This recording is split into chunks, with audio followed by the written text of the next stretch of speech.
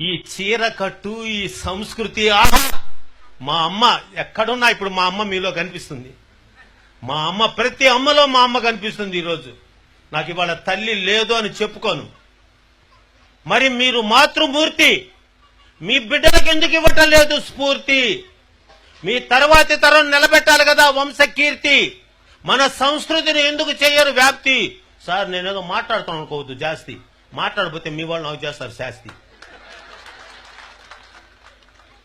మన సంస్కృతి మీరివ్వాలమ్మా ఆకృతి.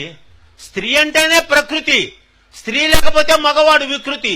స్త్రీ అనే పదం పవిత్రమైన అన్నమయ కృతి. మీరుంటేనే పనిచేస్తుంది మాకు మతి. స్త్రీయే సమాజానికి గతి. స్త్రీ ఉంటేనే అంతా పురోగతి, స్త్రీ లేకపోతే అధోగతి. అందుకే తాళి కట్టంగానే మీరు అయ్యారు శ్రీమతి. మరి మీరేమిస్తున్నారు బహుమతి? ఈ అన్న మాటకి ఇవ్వాలి మీరు ఆనతి, దానికి చెయ్యాలి మీరు ప్రణతి. అది చెప్పడానికి చేస్తున్న వేదిక మీద వినతి. మీ చిరునవ్వే కదమ్మా ఈ జగతి, లేకపోతే మేమంతా అయిపోతాం ఆహుతి. మీ బిడ్డలకి భారత భాగవత రామాయణాలు చెప్తున్నారా? ఇప్పుడు వచ్చారు ఎవరో ముసలమ్మలు వచ్చారు, ఎంత ఆనందపడ్డాను. ఆ బిడ్డలకు నాయనమ్మ అమ్మమ్మ ఉన్నారే. పెరిగిన ఫ్యాషన్లో వృద్ధాశ్రమాలలో కూర్చోబెట్టి పసిబిడ్డలకు చెప్పవలసిన పాఠాలన్నీ కూడా పక్కకు పోయి వాళ్ళ బాధల్ని వివరించడానికి ఒక అమ్మమ్మ నాయనమ్మ లేని ఈ ప్రపంచంలో ఎలా ఉంటుంది వాళ్ళ బ్రతుకు? మీరా పిల్లవాడు పాపం 6 గంటలకు వేకప్, 7 గంటలకు మేకప్, 8 గంటలకు రిక్షావాడు పికప్, ఇంకా స్కూల్లో ఆయమ్మే చెకప్, అమ్మగారికి సీరియల్ మీద థింకప్, ఇంకా పిల్లలు ఏదమ్మా లింకప్? మీకు మనసు మమత లేదమ్మా, వాడికి ఆ మొగలు రేకులు గుచ్చుతారా? ఒకరికి 2 ఉన్నారే, మీరు నాతి చరామి అంటిరే. మరి మీరు నాగినిలాగా బుస్సని కాటేస్తే ఎట్లమ్మా?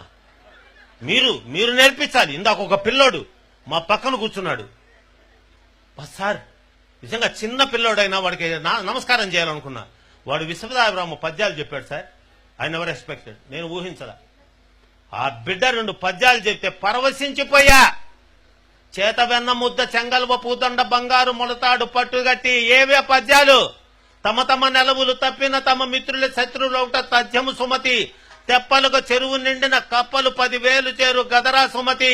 హేమంబు కూడబెట్టిన భూమిశల పాలు అవు భువిలో సుమతి.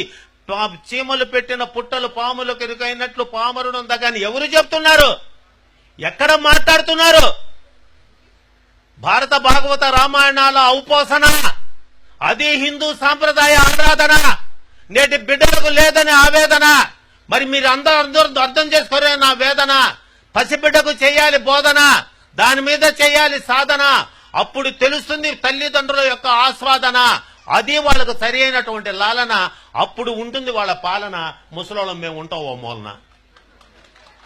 మరి మీరెలా చేసుకున్నారు?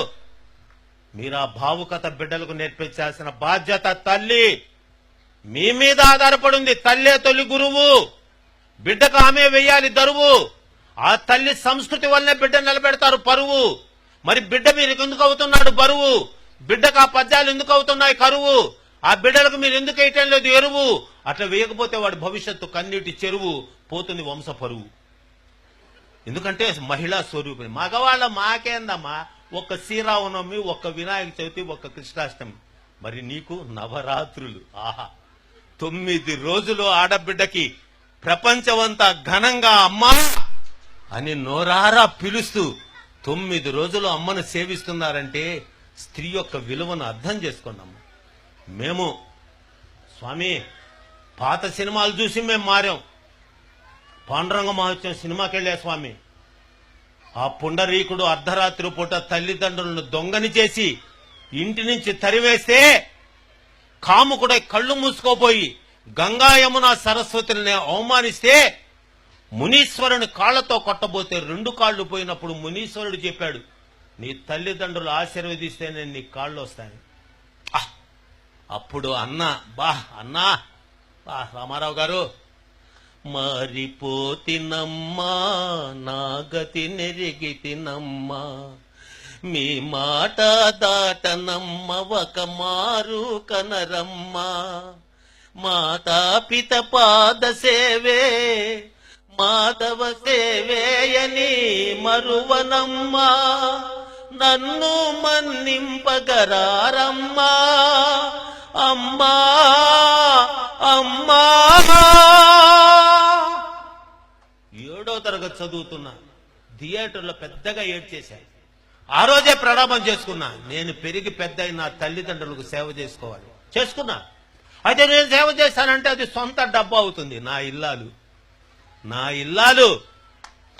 ఇల్లాలు పక్క నుండి అత్తగారిని అమ్మగారిగా చూసుకొని సేవ చేసి ఆమె కనుమరుగైనా ఇప్పటికీ కన్నీళ్లు పెట్టుకొని అత్తయ్య వెళ్ళిపోయావన్న ఇల్లాలని తీసుకొని వచ్చి నాకు కట్టబెట్టింది కూడా అమ్మ, స్త్రీయే.